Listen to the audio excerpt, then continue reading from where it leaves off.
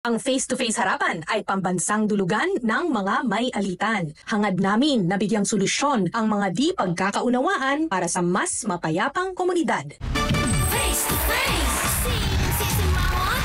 Face-to-face, sinong ngingiti? Face-to-face, inyong bangayan? Face-to-face, huwag mong talikuran, harapin mo face-to-face. Yes, yes, yes! Kapag may trouble ang kaibigan, konting konsiderasyon naman. Team Pula to, hindi kami tatakbo! Basta usapang utang, walang kaibigan. Ang di pagtupad sa usapan, no sa Team Puti! Puti! Puti! Puti! Puti! Puti! Puti! Puti! Puti! Puti! Puti! Puti! Puti! Welcome sa programang inaaksyonan ang bawat alitan. Ito po ang Face to Face Harapan! Ang gabay nila sa buhay, libre lang. Hindi kailangan ipangutang. Sila ang ating harapang tagapayo. Please welcome our legal expert, Attorney Lorna Capunan.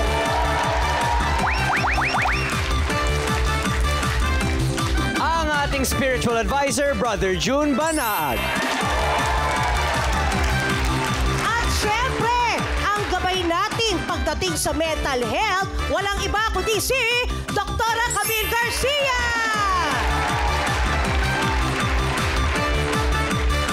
Wala siyang tinatakbuhang problema. Sa paghahanap ng solusyon, siya ang ating kasangga.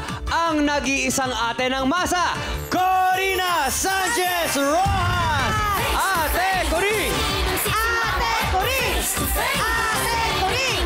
Ate Cori! Ate Cori! Ate Cori! Ate Cori! Papanagutin lahat ng mga kurako! May hangover pa ako sa trillion peso march eh. Sorry ha. Okay, yan ay isang bagay na hindi natin dapat kalimutan. Kaya magdasal tayo na sana po ang nasimulan dito po sa trillion peso march ay magtuloy-tuloy ang pananagutan ng gobyerno. Palakpakan naman. Kasi kung hindi gagawa ng paraan at hanggang imbestigasyon lang, pwede nating sabihin sa kanila, sinungaling ka. Diba?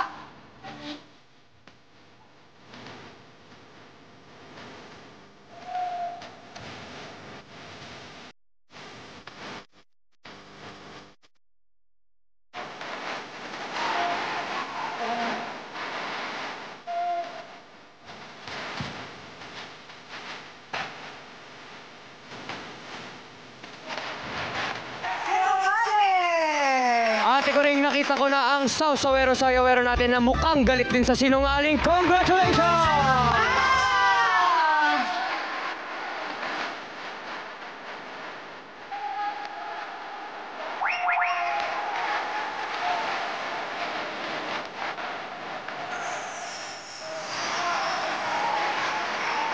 Aba. Parang humuhuli lang ng lamok. Ano, di ba? Okay. Sino dito ang nagpapautang? O yung naggagarantor sa iba? Naggagarantor kayo? Nako, delikado yan. Yan naman ang hindi ko ginagawa. Yung naggagarantor ng iba. Ayan. Kasi pag umutang sa akin, meron ng, baka hindi na niya bayaran, hindi na bale. Pero yung mag-garantor ka, nakakatakot. Okay. Magsilbi sanang warning itong kaso natin na yung umagang nagrereklamo, tumulong lang sa kaibigan, pero siya na ang nabaon sa garantrouble. Umutang si sa Bombay, ginawa ng garantor si Lenlen. Kay Lenlen ako kakampi kasi ginamit ang pangalan, garantor lang siya. Pag umutang, hayahay. Pag singilan, babay. Ito po kasi yung utang niya sa Bombay.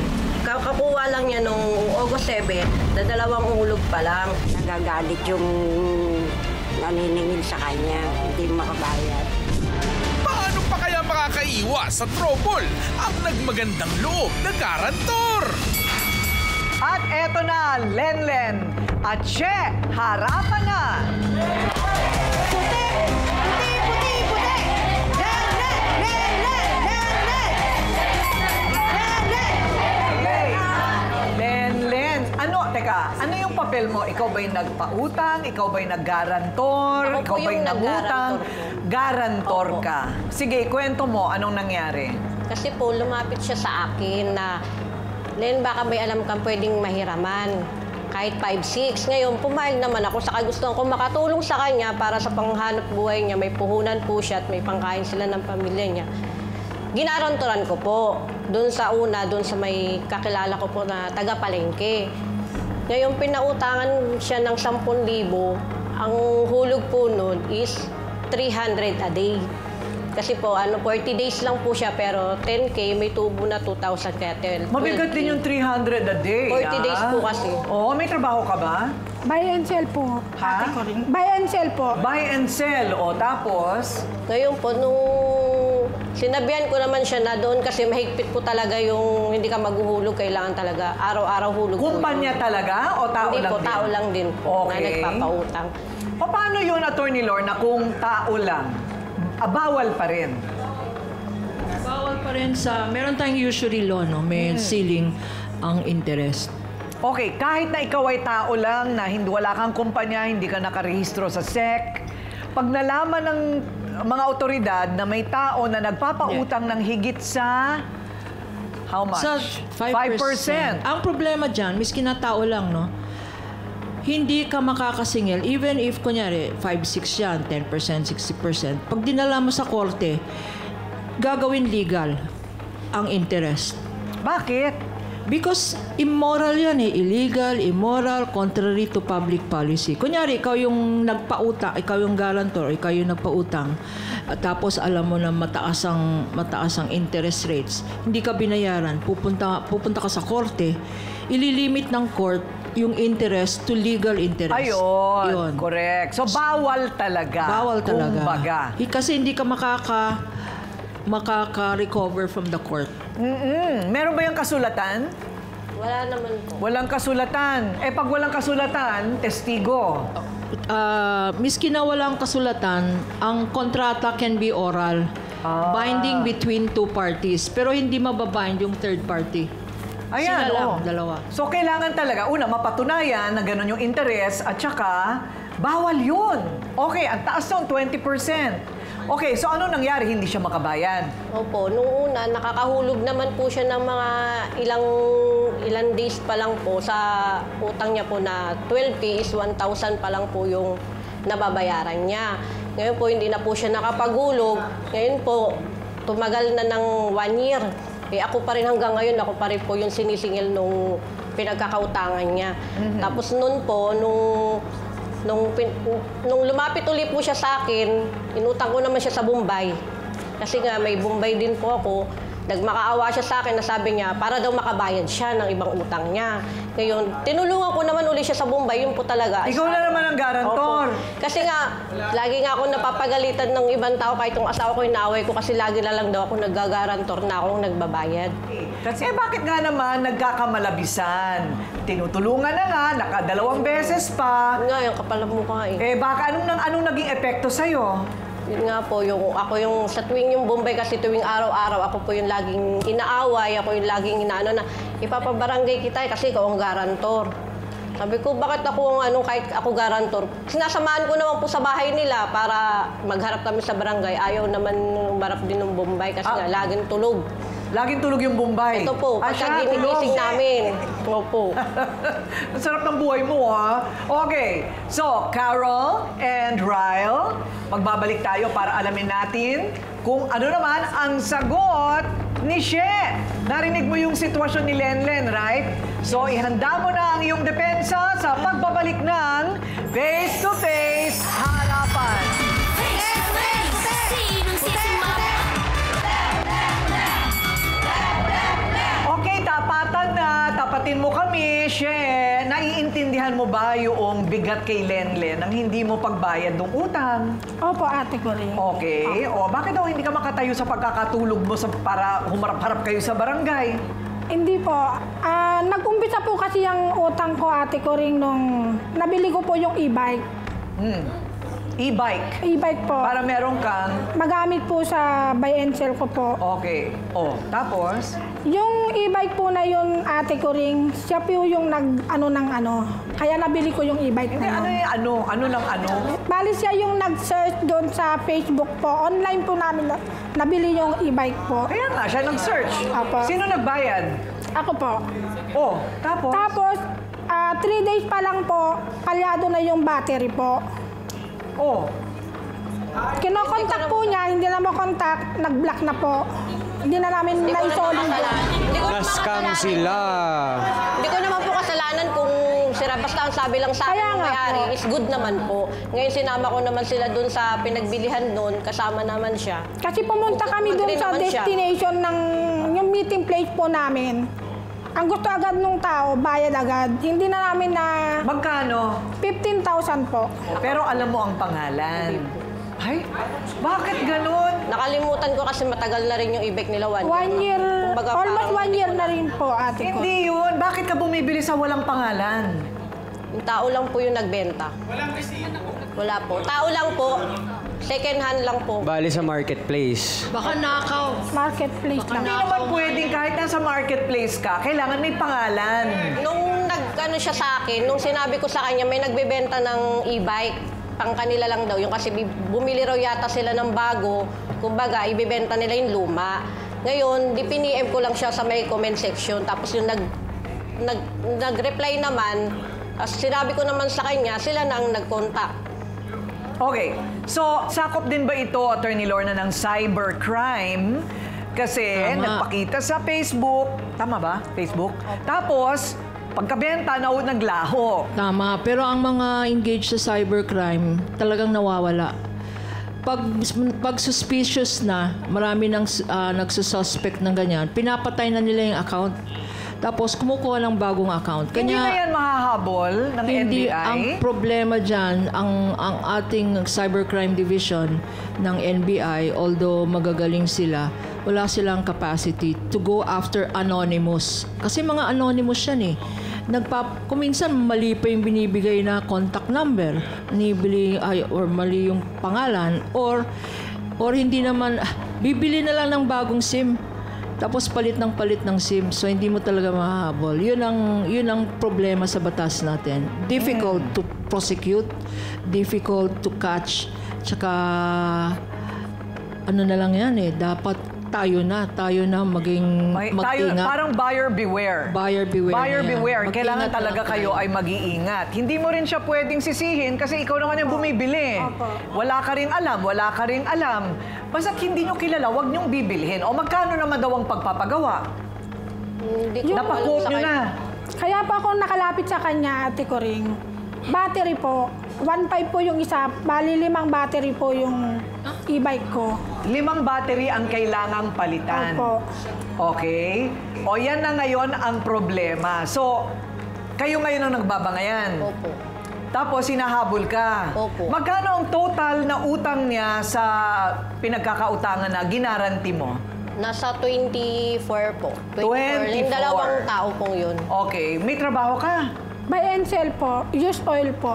Kaya nga, nakakabagano ka isang araw? Hindi po pare-pareho, Ate Coring. May time po kasi na wala talaga akong nakukuha. Kahit isang container. Okay. Per container po kasi yung bili Kaya nga, na. o so mga magkano? Wala. Pag kumita ka, magkano? Nasa 1,000, 1,500 po. Hina naman nun. Paminsan-minsan pa. Opo. Ilan ang anak mo? 6 po. 6. Galing. Huwag ka na mag-aanak, ha? Tapos ka na ba? Opo. Baka gusto mo pang dagdagan. Kayo naman, ilan ang anak? 5 po anak ko po. 5. Opo. Nag-aaral ba lahat yung mga yan? Yung 3 ko lang po. Naku, ewan ko, ito na naman tayo, paulit-ulit. Anyway, titingnan natin kung paano tayo makakatulong sa mga bata dahil kawawa. 24,000 po ang pinag-uusapan. Hindi lang garantor ang e-eksena, pati mga dedepensa sa hindi magkasundo. Sinong may kasalanan na sila ay na-scam?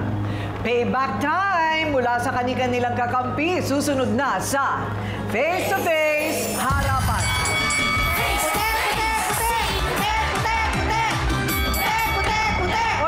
Tuwing may singilan, siya ang nakaka-witness daw sa lahat. Ang kapitbahay ni Lenlen Maylin, humarap ka na.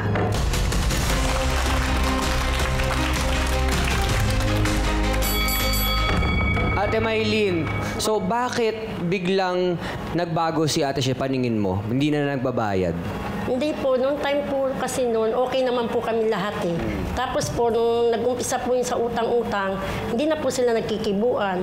Tapos pag sinisingil po ito, si Lenlen, lagi po siyang inaaway nung Bombay at saka yung 5-6 na intangan niya po, yung tao po. Kaya po pag hindi na sila nagkikibuan. So pagka sinisingil na si Ate Lenlen, hinahanap si Ate She. Opo. Ano naman ang sinasabi ni Ate She? Ba't hindi siya nakakabayad? Natutulog po siya pag tinatawag po siya. Kada beses na singilin siya, natutulog Hindi, siya. minsan po, wala po siya. Pag sinasabi po ng mga anak niya. Hindi ka naman po nagtatago, no? Hindi po. Ano po kasi, kaya po, Maniwala ako sa'yo. Lagi mga dinadahilan yung gano'n. alam niyo yung sitwasyon ko. Alam mo, kung gusto mo talaga magbayad, magbabayad ka. Hindi. Alam niyo yun. Talaga nagsisipagay. Ganito talaga. Alam niyo naman ang sitwasyon ko, pero hindi yan dahilan. Opo. Hindi yan dahilan. Basta pag inutang, kailangan bayaran. Kahit hulug-hulugan. Tama! Kahit hulug-hulugan yan. Kailangan tayo makahanap ng paraan para makabayad ka. Period. Okay. Eto naman. Sa gitna ng gulo at paniningil, siya naman ang kakampi na umiintindi na. Ito daw, kapos lang daw talaga ang hipag niya. Lani, humarap ka na. Ano naman ang masasabi mo tungkol dito? Bakit kaya hindi siya nakakabayad sa pagkakautang dito kay Lenlen? Magdahilan ka ng maganda ha? Talagang kaganda-gandang dahilan yan, Tipensa. Go, sagutin mo. Hindi, kasi lagi ko naman po tinatanong si She.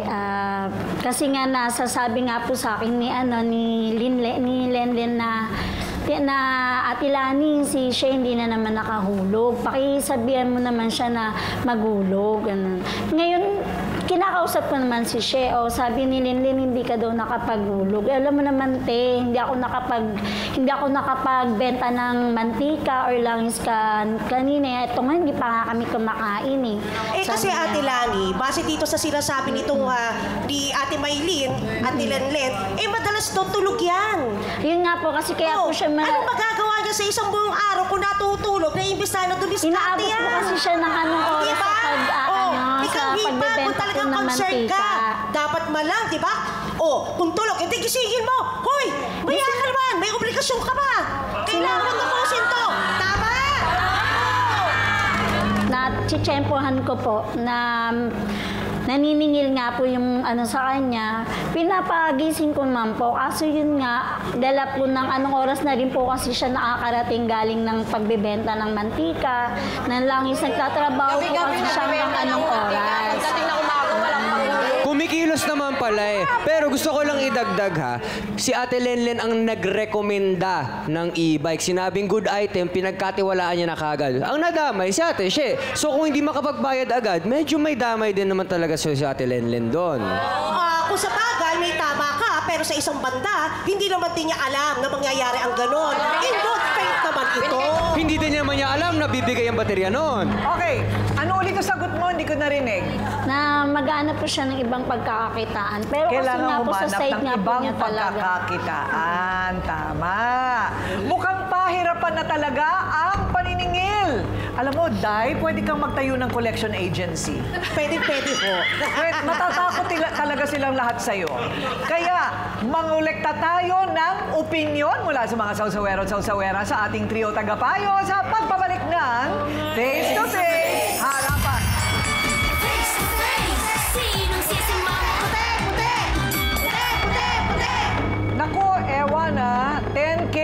Inutang, 40 days babayaran, 300 isang araw, mabigat din yun. Ano? Kung wala kang regular na pinagkakakitaan. Ikaw, Carol, pag ikaw nangungutang, kasi ako nangungutang ako sa bangko, ha? Pero pag ako nangutang sa bangko, isang pribadong individual, pinaplano ko na kung saan ko kukunin ang pambayad. Yes. Ang importante siguro, hindi ka talaga maipit na hindi mo na maisip kung saan mo kukunin ang pambayad, mangungutang ka na lang. Ikaw, anong style mo? Kailangan talaga, pag tayo po ay uutang, lagi nating iisipin, maraming beses pa ulit-ulit, kaya ko bang bayaran ito? Kasi kailangan kung uutang ka, maging responsable ka rin. Tatandaan mo, pag ikaw ay uutang sa tao, may pangangailangan din yun. Ayan. Isipin mo rin, hindi lang sarili mo, pati yung kabila na yung uutangin. Kaya kailangan alam mo na agad saan mo pwedeng posibleng hugutin. Ano naman ang mga pagkakataon na umuutang ka, Ryle? Nung panahon na loko kami, Ate Coring, sa negosyo, nagkabaon-baon yung buong pamilya ko sa utang. Lahat kami sama-sama, iba-ibang racket ang pinasok namin, iba-ibang negosyo. And buti na lang ngayon, okay na po kami. Marami, pinakamalakas na nakatulong sa amin online selling. Pero lahat, Ate Coring, pinatos namin, pati yung mga agencies na magpo-promote ng kanta sa TikTok, gagawa ka lang ng video, babayaran ka. Wow. Papasukin mo lahat yun na nakalista para lang may extra. Hanggang nakabayad na kayo. Hanggang nakabayad na po sa lahat. So ngayon, kapag may trabaho, bihira po ako humindi. Sobrang bihira lang po talaga. Ayun. Importante yung nagsisipag talaga. Yung wala kang panahon na wala kang ginagawa. Ano muna ang masasabi ng mga sasawero sa pula? Ang masasabi ko lang sa case ni Ate She, oo nga, lahat tayo, hindi naman tayo perfecto, nababaon na lalagay tayo sa alangan, nagkakautang tayo. Pero bigyan natin siya ng pagkakataon na iano niya yung sarili niya. Kasi yung tao pag nagkautang, tas yan nga, hindi siya makabayad, ganyan, nai-stress siya lalo at kung hindi siya minsan nagpapakita sa inyo, sa pag naniningil nga, dahil nga sabi nga online seller siya, pero stress din siya at kausapin niyo siya kung paano niya kayo pwedeng bayaran. Huwag niyo muna siyang awayin. Ganon. Thank you. Dito naman tayo sa Team Puti. Ate, go! Para naman po kay Ate Che, kasi ginaranturan ka po niya eh. Kung baga yung obligasyon mo dapat napunta sa kanya. May pananagutan din po siya sa pamilya niya, may ginagastusan din po siya. Kaya dapat din po asikasuhin niyo. Dr. Love, bakit sa tingin mo madalas na humahantong sa ganitong sitwasyon sa utang ang maraming kapatid natin? Ate Coring, determinasyon lang talaga na magbayad ng utang. It's a moral obligation, moral responsibility. Walang dahilan talaga siya para hindi mo siya mabayaran. Kung gugustuhin mo siyang bayaran, gagawa ka ng paraan. Yung imbis na itinutulog mo, mag-isip ka pa ng ibang maibebenta mo. Huwag lang yung used oil. Umisip ka ng iba, nakikita ka. Kasi may responsibilidad ka. Whether you like it or not. Len, pigilan mo na yung pag-garantor. Kasi kung wala kang maraming perang sasandalan at hindi ka contractor, huwag ka nang mag-garantor. Maiipit ka dyan. Ang masasabi ko na lang siya, liliit ang mundo mo pag hindi ka marunong magbayad. Hindi ka na makalalabas ng bahay kasi nakasangkalan ang mukha mo. Ate Coring? Okay, thank you very much, Dr. Love, Attorney Lorna. Paano kung tumanggi na talaga ang nangutang na magbayad? Anong kahihinatnan nun? Unang-una, kasi pinag-uusapan natin ang garantor. Siguro dapat malaman ng mga nakikinig, merong difference yung garantor at saka yung surety. Surety, no? Yung garantor, ang liability ng isang garantor ay pag hindi lang makabayad yung borrower. Okay? Kasi sa batas natin, Article 2047 ng Civil Code, ang obligasyon ng isang garantor secondary at saka subsidiary. Ibig sabihin, dapat yung nagpautang, wag sisingilin yung garantor hanggang hindi makabayad ang borrower. Ano ang remedyo? Ang remedyo dyan kasulatan. Kasi nangyayari yan, Corina, in real life, pag kaibigan niya o pag kamag-anak, kaibigan, kapamilya, hindi na utang yon. Ibigay mo na yon kasi hindi na mababayaran yon, di ba? Pero kung ganyan na pinag-usapan na malinaw, dapat agreement talaga, dapat sundin kasi utang ay utang. Ikaw, Len, pwede mo siyang habulin. Si She. Okay. Doc Camille, paano ba mawawala yung victim mentality ng isang tao? Na tipong para malaman niya na siya lang ang pwedeng makagawa ng paraan para sa sarili niya. Actually, mahirap. Dahil kasi kumisan yung iba, kung ano yung paniniwala nila, yun na lang yung pumapasok sa isipan nila. Lalo pag sinabi nila, total, meron naman akong guarantor eh. So pag yung ganun yung mentality mo na hindi na talaga yung mag-iisip ka na meron namang sasaklolo sa akin, merong gagawa ng paraan, yun yung mahirap. Kasi iniisip mo palagi, merong maaawa at maaawa sa'yo. Pero kung makikita mo yung buong picture, yung realidad na ikaw, yung mga tao, wala nang gustong magtiwala sa'yo, siguro dun mo maiisip na ikaw na mismo ang dapat gumawa ng paraan. Dahil kasi, una, nahihirapan ka na rin dahil kasi binabash ka na ng mga kaibigan mo. Pangalawa, mismong pamilya mo, ayaw ka ng tulungan. Pangatlo, yung pagkakataon na nakikita ng anak mo na sila rin nagsisinungaling dahil halimbawa yung pagkakasabi na kumakatok yung Bombay, tapos yung mga anak mo sasabihin, natutulog po, kahit alam mong hindi. O kaya naman sasabihin ganun, wala, kahit nandoon. So, isipin mo, yung ginagawa mo, apektado na yung anak mo dahil kasi matututo sila magsinungaling. Mental health issue. Ikaw din, gumagawa ng paraan na ganyan yung pagsisinungaling, nagkakaroon ka na anxiety, and then eventually magiging depression yan. So, tuloy-tuloy yung possibility na lumalaki at lumalaki yung mental health issues mo na hindi mo na ma-resolve ba. Pero pwede ikaw mismo talagang parang matulala ka dahil hindi mo kayang bayaran. Eto na. That's it. Ayan. Okay. So, kaya nga sabi ko dapat magkaroon ng financial literacy sa curriculum ng grade school pa lang hanggang high school, hanggang kolehiyo. Kasama dapat, isang subject dapat yan. Bakit kaya hindi pa natin yon naiisip? Matatapos nga ba sa bayaran ang lahat ng ito? O mas lalalim pa ang sugat ng hiya at sama ng loob? Huwag bibitiw ang final installment sa amortization. Sa aming pagbabalik, ito ang Face to Face Harapan.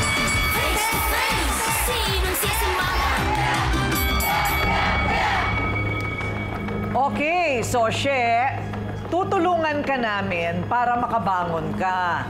Ito ay literal na bangon sa pagkakatulog ng tulog mo. Ha? Literal na pagbangon at saka yung simbolismo ng pagbangon sa buhay. Huwag ka na matulog, tama na yung tulog mo. Alam mo, tulog siya kasi depressed siya eh. Kaya yun ang paraan niya para makaiwas. Diba? Tulog ng tulog. Hindi natin mahahanap ang solusyon sa panaginip.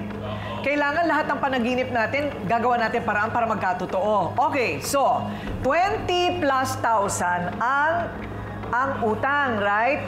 Pero yung 20% na hinihingi ng pinagkautangan ay illegal. So, ang sasagutin namin, kalahati ng utang plus 5% interest.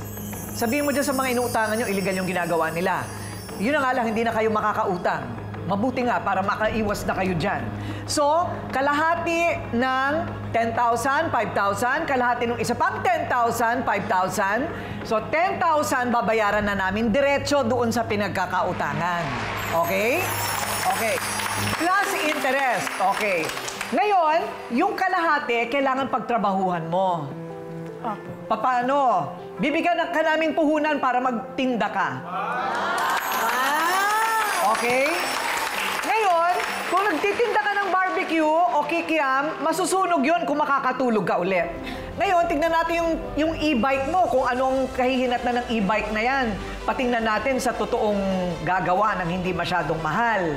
Diba? Okay, so, meron ka na pagkakakitaan, yung kikitain mo, iunti-unti mo na doon, diretso sa yung pinagkakautangan. Gumawa kayo ng bagong kasulatan na siya na talaga. Kasi babayaran ko lang yan kung siya na ang mananagot sa utang niya, labas ka na sa usapan. Para hindi na kayo mag-away. Tama ba? Opo. Okay, sige. Tapos, meron siyang sari-sari store. So, mamumuhunan tayo ng ilang kilo na, ilang sako ng bigas para magkaroon siya ng bigasan. Okay? Pero kailangan pinapaikot yon para makabenta ka pa rin na makabenta ng bigas. Okay, okay. Maraming salamat. Sana naman katapusan na ito ng inyong alitan. Ganyan kahirap ang mga Pilipino. Hindi alam kung saan kukuha ng pamumuhunan sa kanilang ikabubuhay. So ayan, magbati na kayo para makabawas sa problema ng bayan. Tumayo ka rin! Ay, utang pa more. Talaga naman, oo. Yung utang salot sa buhay, puwera na lang kung mapapalago. At pagkakakitaan, yan, magandang utang. Kung minsan, naiisip natin na ipinanganak tayo sa kahirapan. Totoo naman yon, okay. Pero para ikaw ay manatiling mahirap, hindi kailangan na ganoon ang mangyari. Sino ang makapagbabago sa sitwasyon mo? Sino ang sasalba sa iyong sitwasyon? Walang trabaho, nautangan, natakbuhan. O nabaon ka sa utang. Who you gonna call? Walang Ghostbusters. Ikaw lang ang pwede mong asahan at sandalan. Asawa mo, hindi. Anak mo, hindi. Boss mo, hindi rin. Gobyerno, good luck. Napakaraming mahihirap na naging mga multimilyonaryo, wag lang sa iligal na paraan. Ano po? Ang dami po niyan. Kaya wala tayong ibang pwedeng asahan. At sa sandali na tayo ay matanggap natin ang katotohanan yan na ikaw lang ang pwede mong asahan. Yan din ang sandali na hindi na tayo biktima ng buhay, kundi bayani na ng ating mga sarili. Let's all be our own life's hero. Okay? Ako po ang inyong Ate Kuring at nagsasabing may cake ang harapin ang mga issue dahil walang hindi nadadaan sa pag-uusap, basta dapat may mukha kang ihaharap. Dito sa Face to Face, Harapan! Face to face. Face to face. Face to face. Face to face. Face to face, harapan tayo. Face to face, problema'y solusyonan. Tayo na ating pag-usapan. Face to face, tama ng okraya. Sapo na saputi, tama o mali. Galit, bati. Bawat panig ating pakinggan. Ang mga gusot ay may kasagutan. Face it, face off. Di ba sadyang makulay ang mukha ng buhay? Tayo magharapan sa bawat katanungan. Aminan, awayan, isaayos na. Gusto mo bang makisawsaw? Tara na kaibigan, kung gulay magalit. Birthday to you. Happy birthday to you. Kahit birthday, hindi pwedeng magpahinga sa trabaho. Yan. Biyan ang nagtatalo, kailangan nating solusyonan. Nagtitindahan din siya. Ay, pares din kami mga kakasari-sari store din po. Ano lang kit pala sagot sa akin. Sasabihin niya kung